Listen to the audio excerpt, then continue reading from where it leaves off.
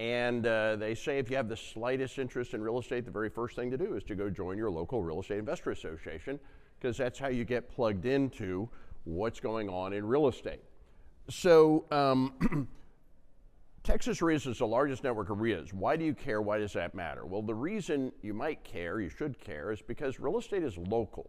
Laws are local. Contracts are local. Contractors are local. Houses are local. Buyers and sellers are local. Your power team is local. Everything you need to know about real estate is local. There's 30,000 YouTube videos that talk about how to invest in real estate. They all talk about how to do it anywhere. Well, how to do it anywhere is how to do it at 30,000 feet. But real estate is not bought and sold at 30,000 feet. Real estate is bought and sold at 0 feet. So if you want to know what works here and exactly which neighborhoods to invest in here and where to get the money and the power teams and the resources and everything you need to do this here, that's what you get at your local real estate investor association. My job is to make you all into educated and contributing members of this community. So we are live, and we are also simulcasting, so hello for you guys online. If you're watching on GoToWebinar, you are live. If you are on social media, YouTube, Facebook, Instagram, or Twitch, you may or may not be live, but if you'd like to come to any of our future training events, just go to flipping.com/events. And we have lots of training always available for the community. So I'm going to start this presentation by answering the question, where to get started. You're all here for your own different reasons. You're all on your own journeys into this world of real estate. Some of you are just getting started. Some of you are probably already started. Some of you want to do full-time, some part-time, some active, some passive. Some of you have more time. Some of you have more money. You're all different. And people always ask me, well, what's the best place to get started? And the best way to answer that question is, it depends. It really depends on what problem you're here to solve. So you can do residential, you can do commercial, you can do active, you can do passive. Good news, we do all of these things. I do all of these things. The network does all of these things. We have big groups of people that are involved in all of these different things. So the question is, which one is right for you? Which quadrant would you best fit in? Well, it depends. If you told me, I'm here because I want to quit my job, create a side hustle, I want to make 6 figures as quickly as possible. In the next year, I want to make 6 figures or more doing something quickly that takes little or no money, that scales, that I can do quickly. If that's why you're here, right, to replace your job or to make an extra 6 figures in the next 12 months, I'm going to say you should be flipping houses. There's many ways to do it. In fact, we're going to talk about a dozen different ways to do it. Many of these use no money, and even the ones that use money, you can use other people's money. There's a whole infrastructure of lenders that are lenders just for real estate investors, just for you guys to do this business. So if your goal is, let's make an extra 6 figures in the next 12 months, then I'm going to say you should be flipping houses. Now, if you say, but that's not really what I'm here for, I want to build wealth. I like my job. I'm not really looking to change my job. I just want to build my wealth. I want to be as wealthy as possible in the next 15 years, 10 years, in the future. I want to build for my future. If that's why you're here, then I'd say you should be buying rental properties. In my opinion, everybody should own rental properties. Okay, I've been buying rental properties in Austin for 21 years now. And let's do a quick poll of the audience. This is opinion time, so I'm going to ask for your opinion. And opinions can't be wrong, so there's no wrong or no right. I'll share my opinion, but I want to ask your opinion. So what do you think about housing prices right now? Who thinks houses are expensive? Who thinks houses are cheap? Those are your two options. Who thinks houses are kind of expensive right now? Raise your hand if you think they're kind of expensive right now. Who thinks houses are kind of cheap right now? Who thinks houses are kind of cheap right now? Okay, my opinion, houses are dirt freaking cheap. I'm astounded. I look at the prices out there, they're practically giving them away. It's ridiculous how it's amazing how cheap they are. But if you don't believe me, that's okay. Don't believe me. I want you to ask somebody I know you trust. So don't listen to me. I want you to ask somebody that I know that you trust, okay? In fact, I'm going to ask you to ask the person you trust probably more than anybody else in the world and ask their opinion. What do you think of house prices? So here's who you need to ask. I want you to ask future you, Okay, I want to ask yourself in the 20 years in the future, what do you think about home prices back in Austin back in 2024? And I guarantee, you know what future you is going to tell you? They're going to say, oh my God, do you realize you could have bought a house in Austin for less than $3 million? Are you crazy? You should have bought them all. I've been doing this for 21 years. And every year for 21 years, when I ask that question, what do you think? Are houses cheap or expensive? What do you think everybody always says? They're expensive. When I started buying rental properties 21 years ago, the market was ridiculously expensive. Houses are way overpriced. And I bought myself a portfolio of houses, mostly in central Austin, and I paid ridiculous prices for these houses. I paid $120 for some of these houses. Some I paid $150. I think I paid up to $180,000 for a house downtown. I know it's ridiculous, but you know, I wanted to buy rental properties, and that's what they were going for. It was ridiculous, but that's what they were going for, and they were ridiculous prices. Today, those prices are worth $475,000, $580,000, $870,000. I've got one on the market for $1.2 million. And I got to tell you guys, whatever you think of prices today, in 20 years, the difference between today and 20 years from now is exactly the same thing as the distance from now to 20 years ago. When is the best time to plant a tree? 20 years ago. When's the second best time to plant a tree? That would be today. That would be today. So I went off on a little tangent, but my point is, in my opinion, if your goal is to be wealthy in the future, you should buy rental properties today, okay? And everybody, in my opinion, should buy rental properties. The smartest thing I did 21 years ago is I bought a bunch of rental properties. And the dumbest thing I did 21 years ago is I didn't buy more, okay? But, you know, you can't go back, but you can do anything you want going forward. But if you told me, though, but that's still not the problem I'm here to solve. I'm not here to do that. What I really want to do is I want to make money with money. I already have a 401k, an IRA, or I have some money in the stock market, but I want something better than the stock market. I want to make money passively with the money I already have. If that's why you're here, I'm going to tell you, you should be investing in syndications, commercial syndications, okay? Wealthy people, I'm going to give you a secret if you don't know this, wealthy people don't invest in the stock market. I'm sorry. Wealthy people invest in private equity, not publicly listed investments, privately listed investments, mostly commercial real estate. Why? Because on average, if you look at it, it is twice the return of the stock market and half the risk. So once you actually learn about it, you got to learn about it. It's not as easy as investing in the stock market. Anybody can invest in the stock market. It's dummy proof. You know, I want 100 shares of stock, right? Apple computer, that sounds good, whatever. Anybody can do that. But if it's easy, maybe it's not the very best, okay? So what is the best? Private equity, okay? Because it's typically twice the return of the stock market and half the risk.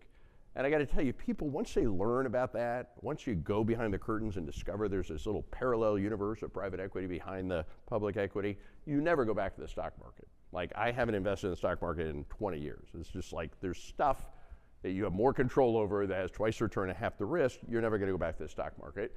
So, so if you tell me that's why you're here, right, to make money with your money, maybe you're looking for an alternative to the stock market, and you want to make money passively, I'm going to say you should be investing in commercial syndications. Now, but if you say, but that's still not why I'm here to do the big deals. I want to make $1 million a year, $2 million, $4 million a year, $5, $10 million a year. I am here because I want to add zeros to my income. I want to be making millions of dollars a year.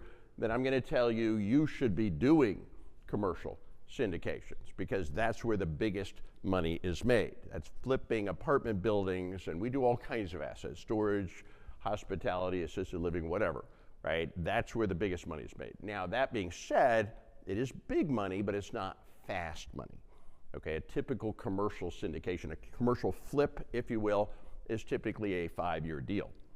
So yeah, you can make $1 million or multiple millions on a single deal, but it's typically a 5-year deal. So it is big money, but it's not fast money. But the people that are making millions of dollars in commercial, they're starting a few of these projects every year, they're working them, and they're selling a few of these properties every year, and then they have a pipeline where they're making millions of dollars a year. So those are the different quadrants. There's no right, there's no wrong.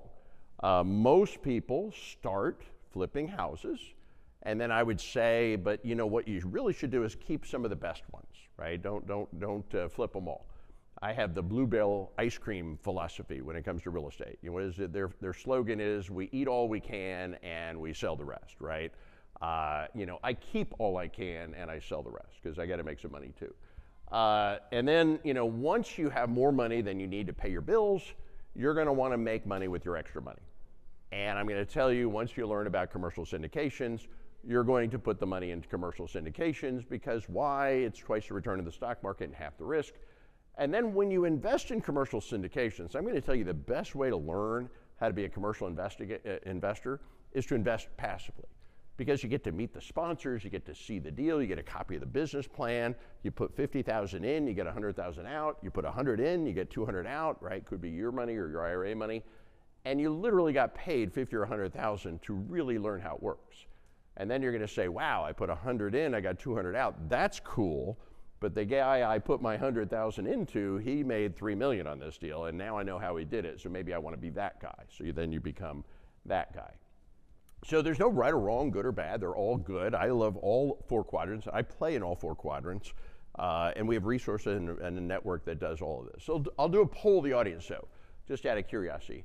How many of you are here, you would say, mostly because you would like to make an extra 6 figures in the next 12 months? Who wants to make an extra 6 figures in the next 12 months? Okay.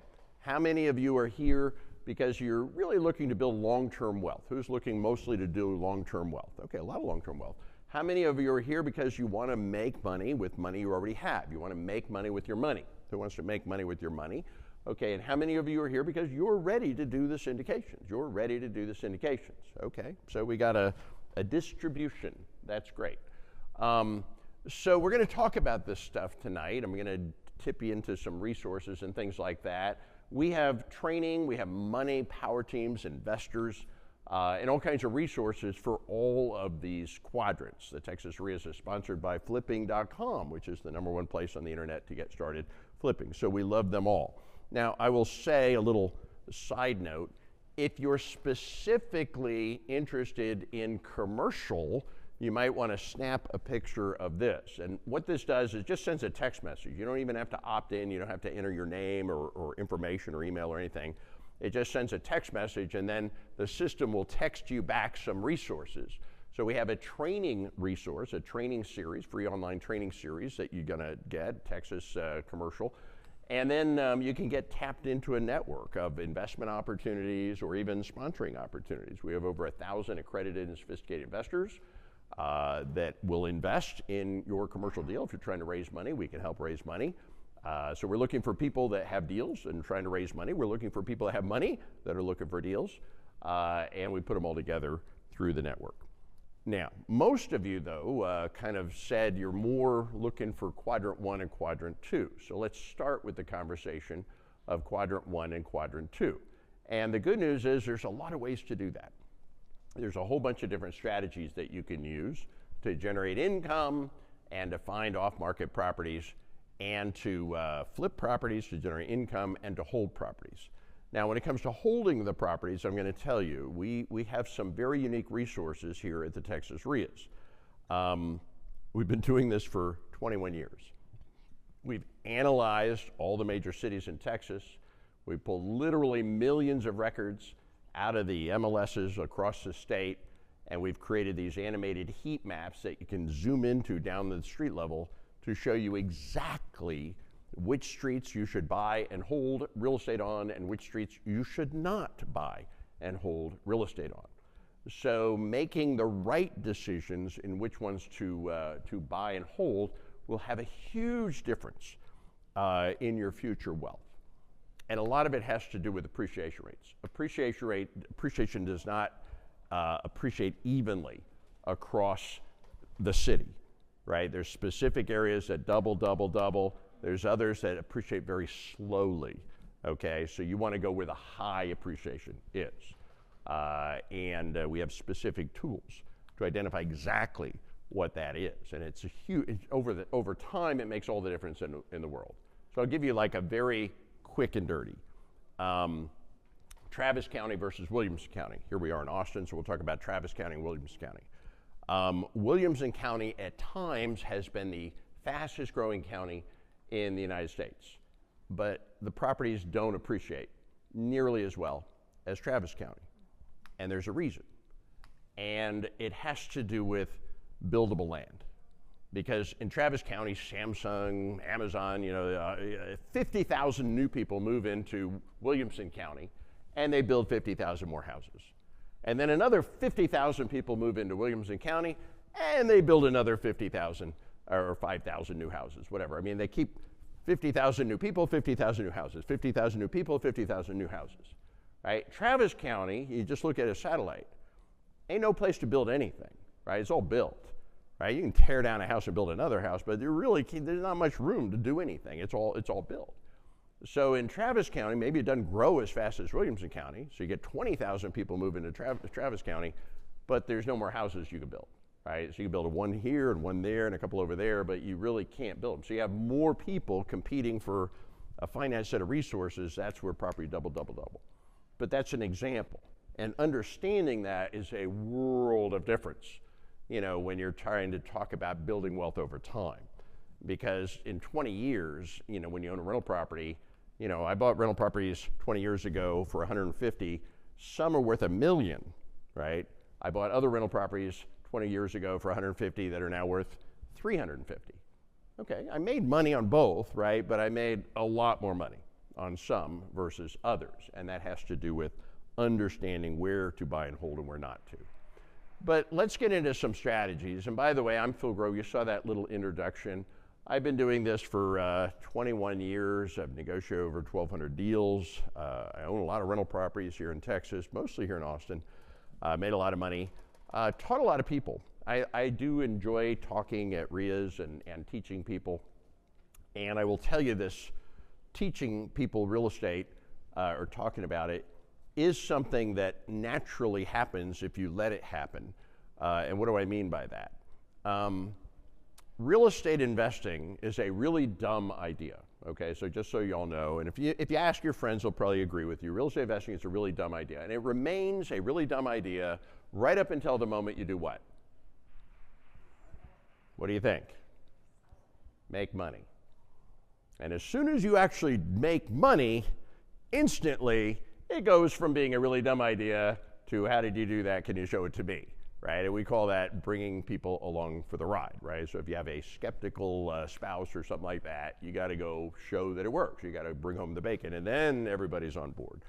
And then people that are doing it, people that are not doing it, go to the people that are doing it and say, hey, how does that work? And show me behind the curtain and show me how that works. So if you like to explain this stuff to people, there's lots of opportunities to do that. These are some of the deals that made me money. I don't have time to go through them all, but I've done a lot of deals. In fact, I do up to a real estate transaction a week in some shape, form, variety, or another. And what that does is it creates money in big chunks, right? Now that sounds good, money in big chunks. What does that mean? The way this business works fundamentally is as follows. We do things to get people with problems to call us. So what kind of problems? They have a house they don't want. They have a mortgage they can't afford. Problems to entrepreneurs are what? Opportunities. Big problems are what? Big opportunities. Big opportunities, exactly. So like if you're thinking, I don't want any problems, you're thinking, I don't want to be an entrepreneur. So all entrepreneurs have something in common with all entrepreneurs. Entrepreneurs help the world by solving the world's needs, problems. If you go solve some big, complicated problem that a lot of people need a solution for, the world will reward you financially. So we're real estate entrepreneurs. And there's all kinds of people with all kinds of real estate problems, and we have solutions to all of those problems, right? So we're entrepreneurs for real estate. So I'll give you some examples. Let's get more specific. I found somebody facing foreclosure, big problem, huge problem. And I gave them an alternative, something called a short sale that allowed them to sell the house without having to bring money to the table, without completely destroying their life. And I made $16,000 helping somebody solve their problem, solve their need. REO stands for real estate owned, bank-owned properties. Banks do not want to own real estate. They're not in that business. So I took it off the bank's hands, solving the bank's problem, flipped it, made $36,000. Guy had a legal problem, had to sell a house by Friday, by court order. A realtor cannot sell your house by Friday. I can help you sell your house by Friday, right? Flipped it, wholesaled it, made $5,000. Got a property subject to, no money, no credit, one of my specialties. Flipped it, made $68,000, $5,600 on an assignment, $6,000 on a mortgage assignment, $10,000 on wholesale, $2,800 on a small referral, $12,400 on a larger referral.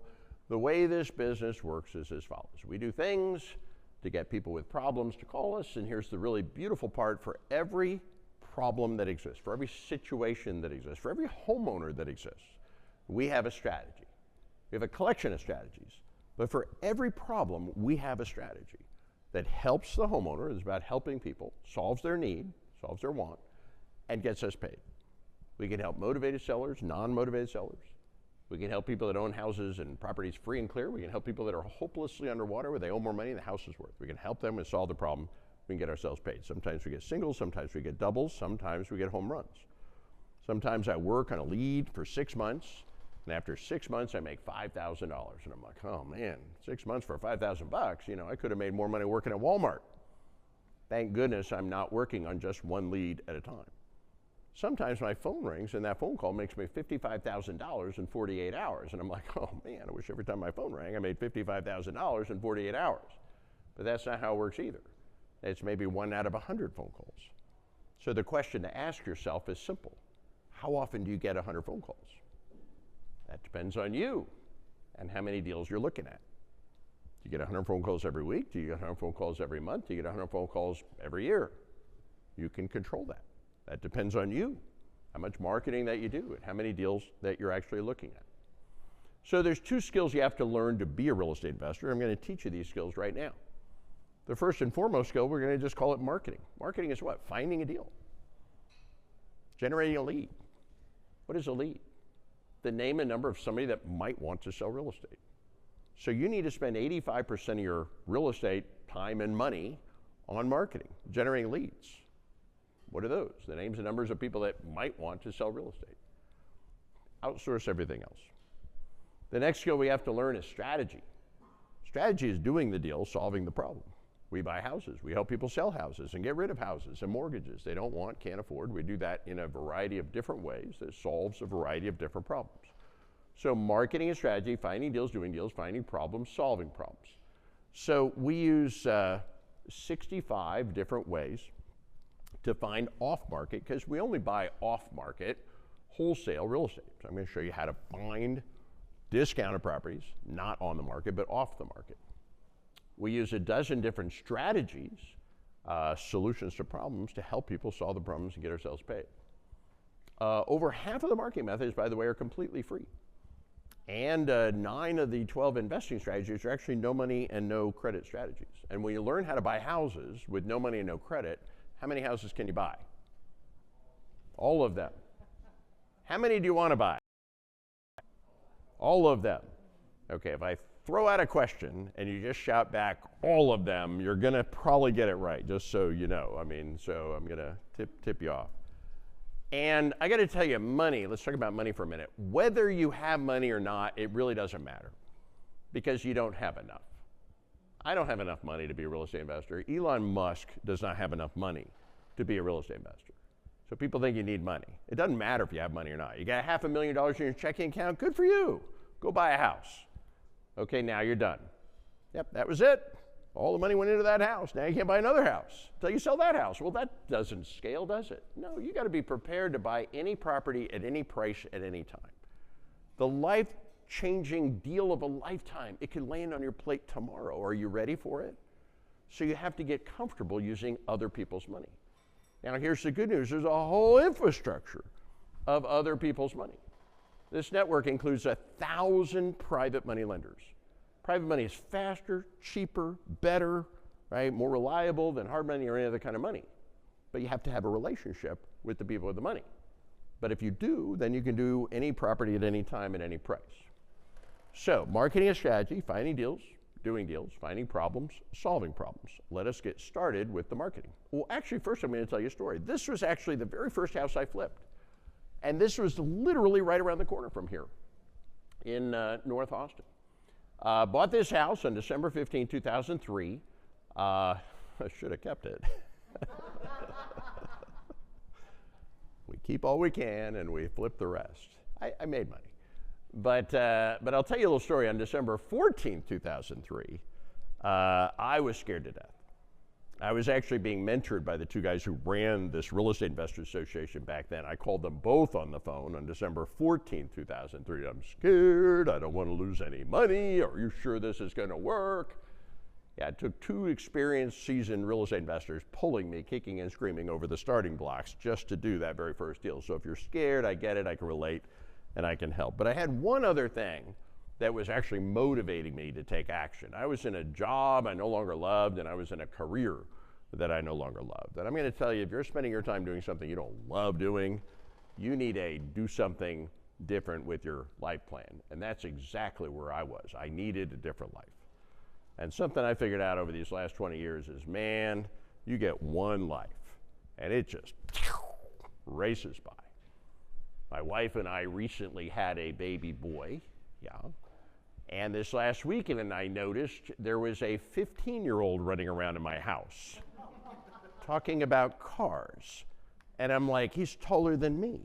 I know we fed him a few times, but what happened? And then I'm like, what happened to the last 15 years? It was just like a blur, right? It's just racing by, right? And if you're not on a trajectory to getting the life that you want, you know, maybe now, like right now would be a good time to change the trajectory. You know, I've been teaching people for 21 years, investing for 21 years. I didn't teach for 21 years, but I've been investing for 21 years and teaching for over a decade. And I got to tell you, you know, this is a huge network of REIAs. And we get people that come here, and the sad thing is sometimes somebody comes to the REIA, and then like 5 years later they come back. It's like, how you doing? Oh, what are you doing? The same thing I was doing 5 years ago. It's like, I wish I started 5 years ago. And that's right. You know, we actually, and Olivia was talking about it, she actually does a show for us. Every week we interview one of you, somebody in the network that's typically now a millionaire or multimillionaire. So I don't know any other network that can point to a member on a weekly basis, millionaire, millionaire, millionaire. That's how many people and how many years we've been doing this. And we always ask them the same question. We always get the same answer. What is your biggest regret?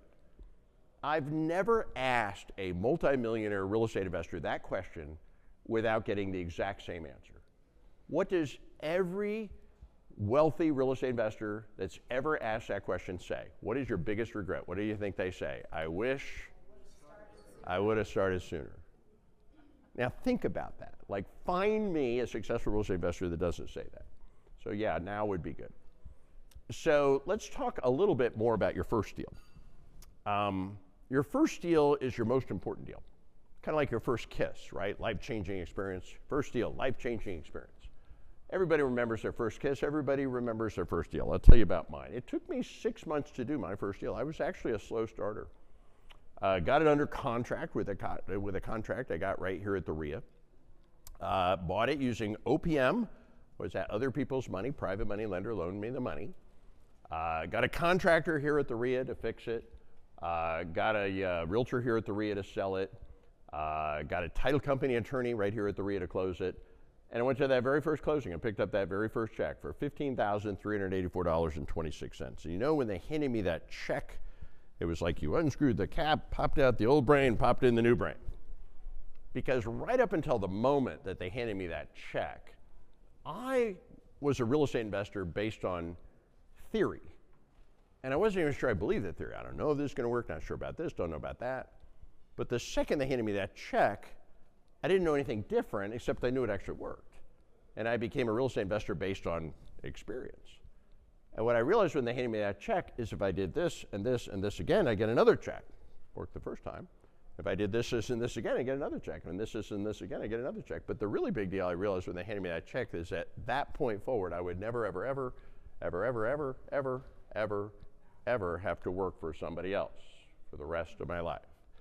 And I have not worked for anybody else, even for 1 second, since they handed me that check. So if you're new and you're just getting started, my first piece of advice is you need to focus yourself like a laser beam on that very first deal, because the first deal will change your life. Deals 2, 3, 4, 5, and 6, and 7 combined, not as hard as deal number 1. So I told you I was going to tell you what I did right. I'm also going to tell you what I did wrong, because I made all the standard rookie mistakes. And this was rookie mistake number 1. I spent all that time finding the deal. I found the deal. As soon as I found the deal, I kind of put my marketing on hold. I picked up a hammer, started meeting some contractors, started working on that deal. I finished the deal. I got the check, only to wake up the next day and realize that I had absolutely nothing to do. Well, except start the whole business all over again. And that gets me to my very first takeaway, and here it is. The business of being a real estate investor is the business of finding deals. That's the whole shooting match. Finding deals. Why? Because you make the money on the buy. What does that mean? As soon as you find a property, get it under contract, whatever money was going to be made or not made, it's done. Right at that moment. Yeah, you get the money at the end on the sell, but you make the money on the buy. And once you understand that, you realize you always have to spend 85% of your time and money on the marketing, looking for the next deal, with the attitude the next deal is always more important than the deal you have now. The rookies all screw this up. They finally find a deal, and as soon as they find a deal, they put their marketing on hold to go work on the deal. They finish the deal, right? When they finish the deal, they don't have another deal, right? So they get the marketing started again. And eventually they find a deal, they make money, great, but while they're working on that deal, they're not looking for the next deal, right? So they finish that deal, they get the check, but they have no more deal, so they start the marketing again, and their income goes up and down with big gaps in between. You need your income to go up, up, up, up, up. And the only way to do that is you have to keep the pipeline continuously filled with deals.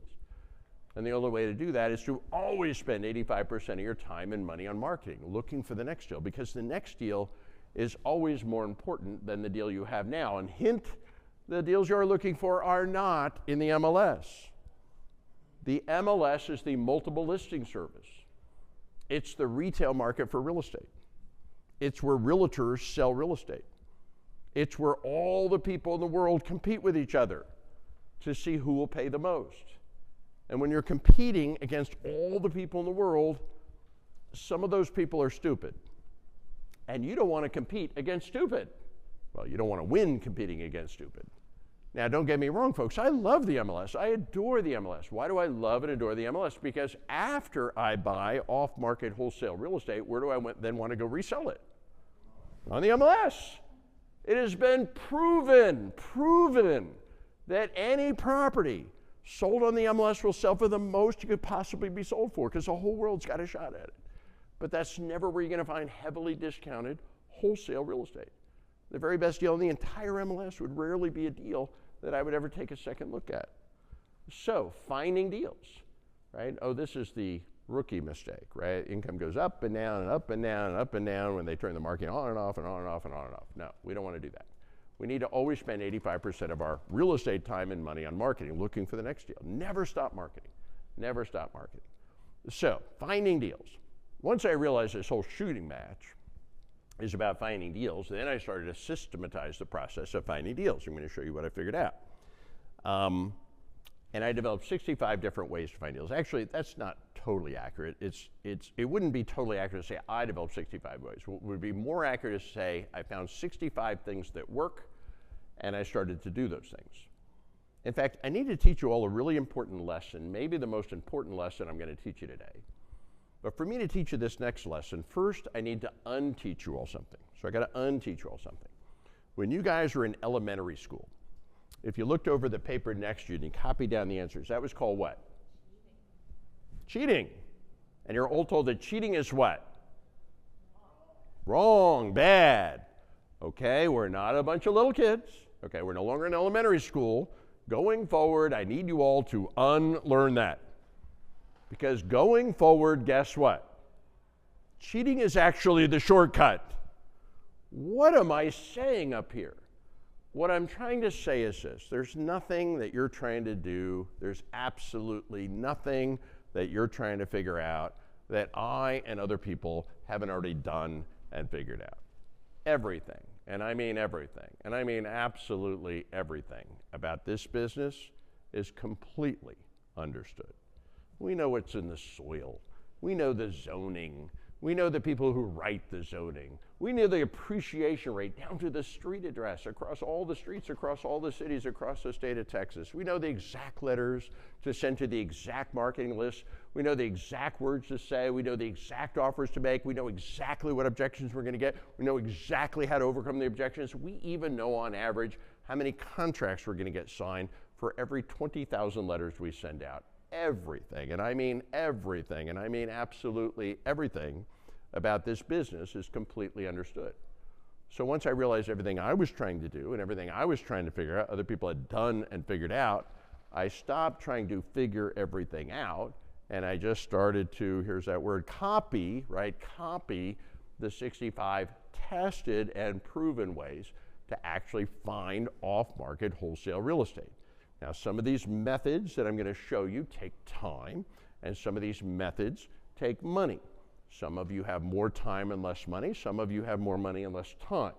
Okay, I will be honest with you, I don't spend any time anymore on marketing. I outsource 100%.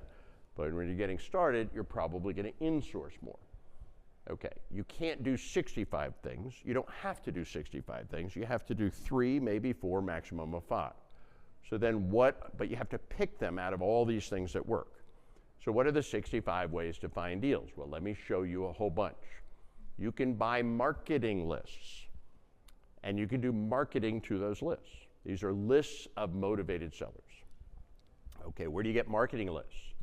We showed you a little QR code earlier for Flipping Pro. They sell marketing lists. What do you do with a marketing list? Well, you do marketing to it. You can send them letters. You can call them. You can send them text messages. You can drop voicemails into their voicemail box, even using CRM without calling them. You can knock on their door. Or you can do what I do, and you can use an AI-powered chat bot to converse with them while you're sleeping and schedule appointments, right, with all the people that actually want to get an offer from you. So I can use AI to have a conversation with 10,000 people, and then I only have an appointment with the people that actually want to talk to me. Or you can do a combination of those things, and that would be called a multi-touch campaign. So what are some of the popular lists? Well, you can get a list of people that didn't pay their taxes, late paying their taxes. People that are late paying their mortgage, 30, 60, 90, 120 days late paying their mortgage.